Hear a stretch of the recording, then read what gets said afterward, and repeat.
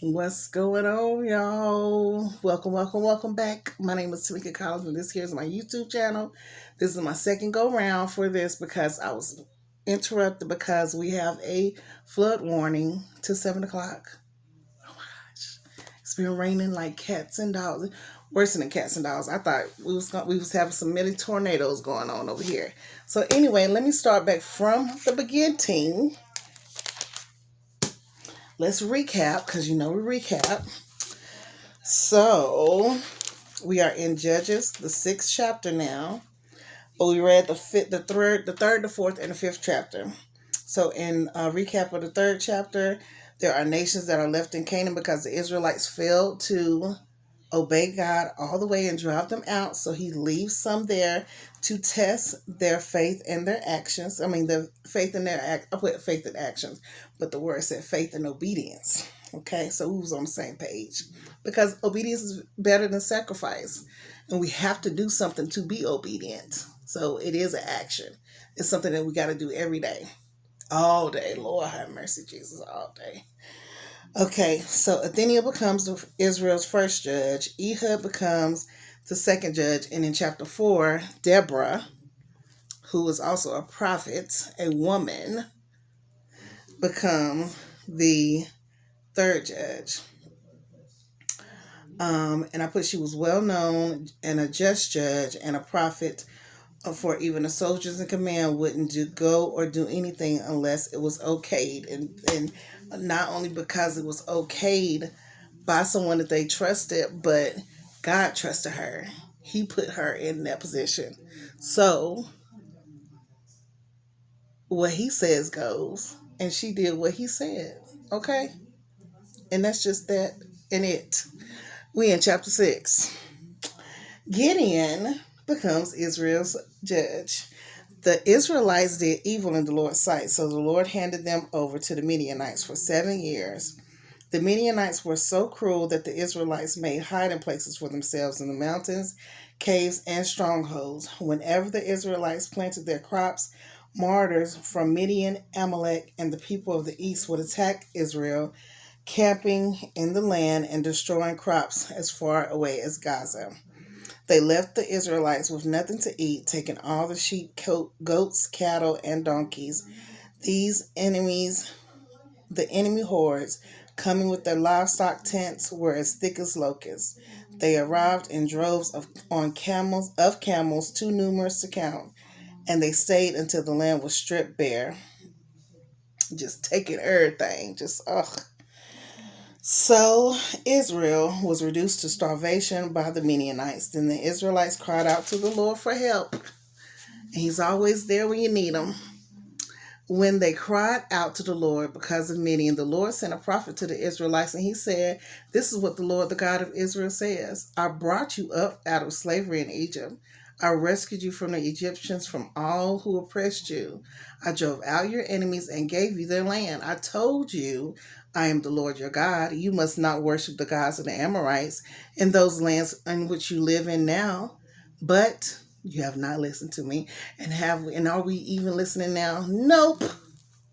Still acting special. Sorry, Jesus. Then the angel of the Lord came and sat beneath the great tree of Ophrah, which belonged to Joash of the clan of Abiezer.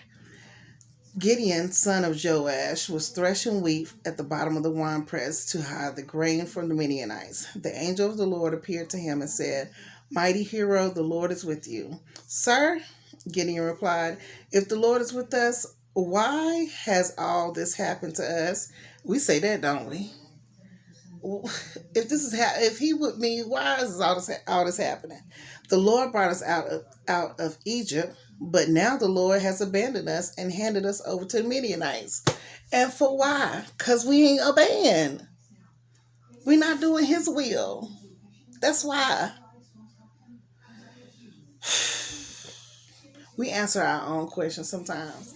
If we just look back and we think about the things that we do, if we really, really think about the things that we do, not just out of love, out of character and all that stuff. I mean, you know what I'm saying? Like, look back. What are we doing? We got to examine ourselves every day. What am I doing that is not pleasing in the Lord's sight that he has an issue with. And if you don't know, then what he asks you to do. He says, ask me. I'll tell you. I ain't got number time. I can tell you. I'll tell you. So ask. Ask what's in your heart. I gotta ask every day. Lord, whatever. Because it's something. He got to do with me every day. He does. It's an everyday walk, y'all. Every day. Okay. Then the Lord turned to him and said, go with the strength you have and rescue Israel from the Midianites. I am sending you. But Lord, Gideon replied, how can I rescue Israel? My clan is the weakest in the whole tribe of Manasseh, and I am the least in my entire family. There go that remnant. That little bit. All God needs is a little bit. The Lord said to him, I will be with you, and you will destroy the Midianites as if you were fighting against one man. Gideon replied, if you are truly going to help me, show me a sign to prove that it is really the Lord speaking to me. That's me. Show me a sign. Give me a sign, Lord. Don't go away until I come back and bring you my offering to you. He answered, I will stay here until you return. Gideon hurried home. He cooked a young goat, and with a basket of flour, he baked some bread without yeast. Then carrying the meat in the basket and the broth in the pot, he brought them out and presented them to the angel who was under the great tree. The angel of God said to him, place the meat on the unleavened bread on this rock and pour the broth over it. And Gideon did as he was told. Then the angel of the Lord touched the meat and bread with the tip of the staff in his hand, and the fire flamed up from the rock and consumed all he had brought. And the angel of the Lord disappeared. Wow. I would have been like, just speechless. Oh my gosh. What? I can't even imagine that. It is all right. Oh, and disappeared. When Gideon realized that it was an angel of the Lord, he cried out, oh, sovereign Lord, I'm doomed. I have seen the angel of the Lord face to face. It's all right, the Lord replied. Do not be afraid. You will not die. And Gideon built an altar to the Lord and named it Yahweh Shalom, which means the Lord is peace. That's my favorite. The altar remains in Ophrah in the land of the clan of Abiezer to this day.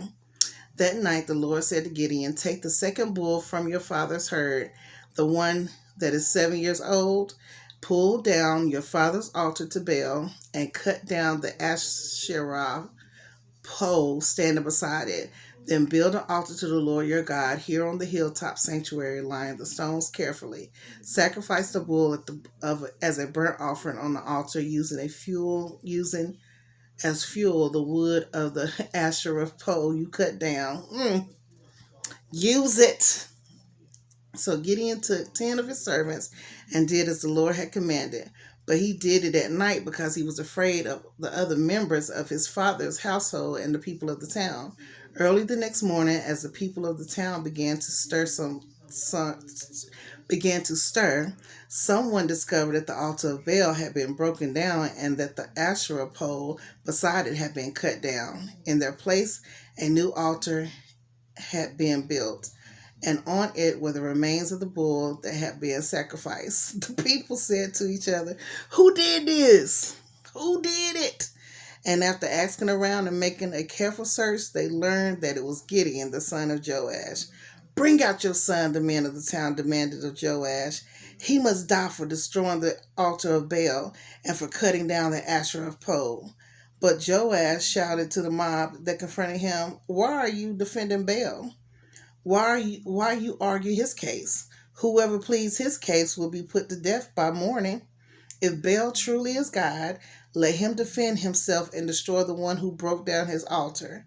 From then on, Gideon was called Jerubbaal, which means let Baal or Baal defend himself, because he broke down Baal's altar. I know that's right, Daddy.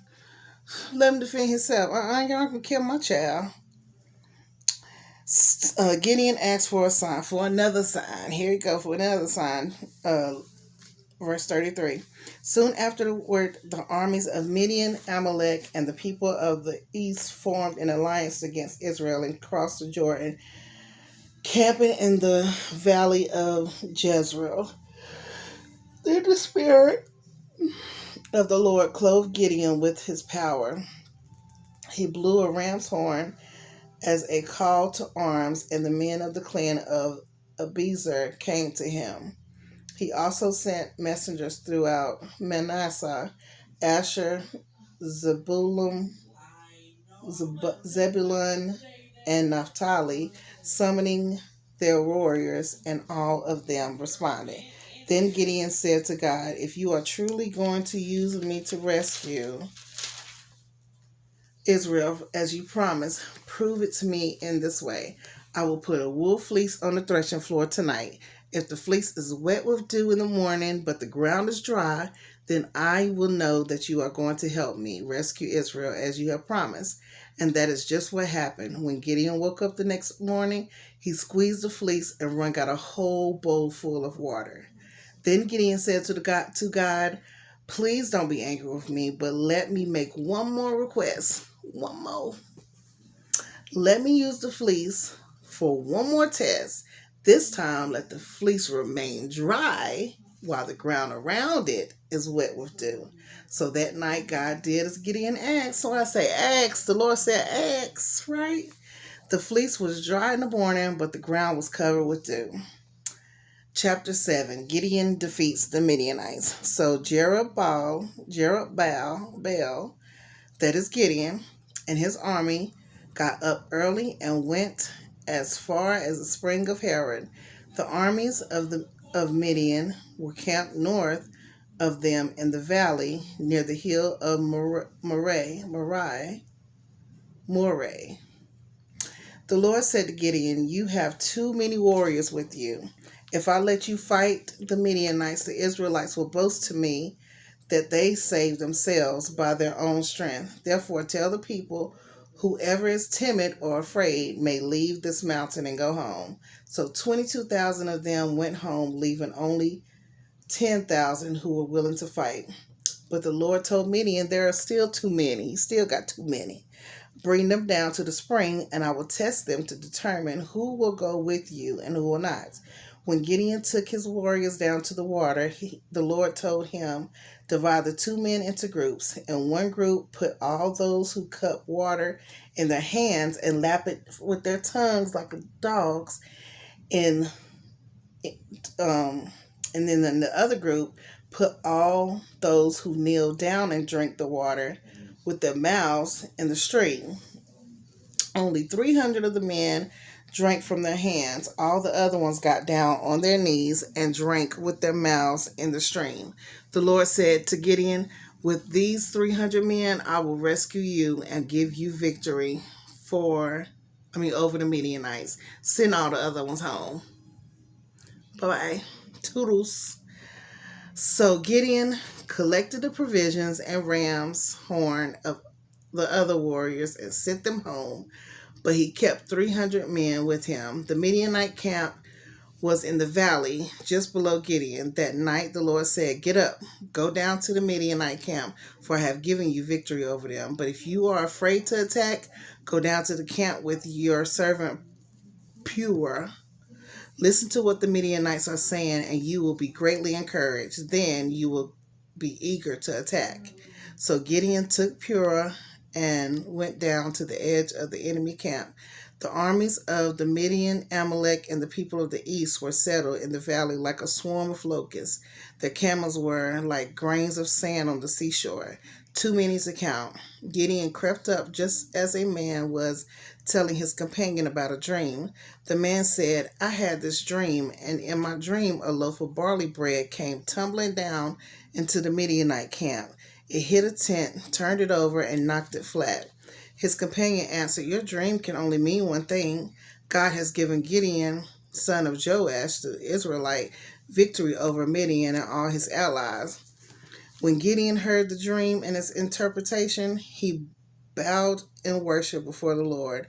Then he returned to the Israelite camp and shouted. See, he didn't get cocky. He bowed before the Lord. Lord, because that would make us cocky. They would be like, oh, okay, word, that's what's up. Yeah, that would make us cocky.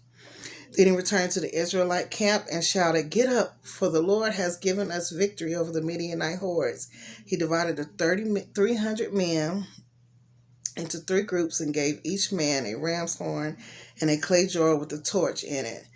Then he said to them, keep your eyes on me. When I come to the edge of the camp, just do as I do. As soon as I and those who are with me blow the ram's horns, blow your horns too, all around the entire camp, and shout, for the Lord and for Gideon. It was just after midnight, after the changing of the guard, when Gideon and the 100 men with him reached the edge of the Midianite camp. Suddenly they blew their ram's horn and broke their clay jars. Then all the 3 groups blew their horns and broke their jars. They held the blazing torches in their left hands and the horns in their right hands, and they all shouted, a sword for the Lord and for Gideon. Each man stood at his position around the camp and watched as all the Midianites rushed around in panic, shouting as they ran to escape. Then the 300 Israelites blew their ram's horns. The Lord caused the warriors in the camp to fight against each other with their swords. Those who were not killed fled to places as far as Beth Shittah, near Zererah, and to the border of Abel Mahola, near Tabith.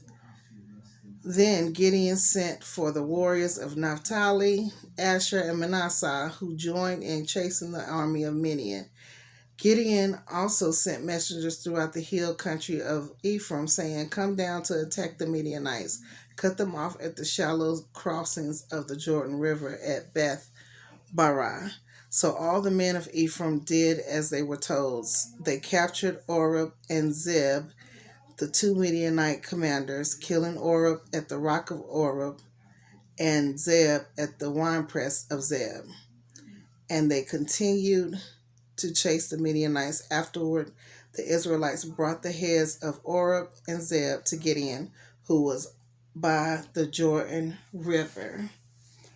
All God needs is a little bit. He don't need a lot. He needs just a little taste, just a little piece. That's all. Because he want to show you that he's God. When I tell you, that has resonated with my life, period, but especially these last few years.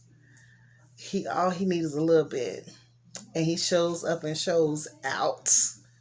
You hear me? Oh my goodness. Just amazing. He's amazing.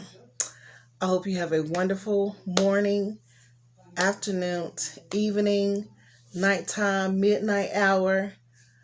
I'm sure I'll be back with you later because I want to get some more reading in. I did not get to do any yesterday. I was tired. And I'm tired now, but I'm going to get it in. I'm going to get at least 1 or 2 more in. I appreciate you rocking with me, reading. We are getting through this word. I'm loving it. I love the word of God, and I love how it lives, how it resonates in our daily lives. I love you all. There's nothing you can do about it, of course. And I'll see you again next time.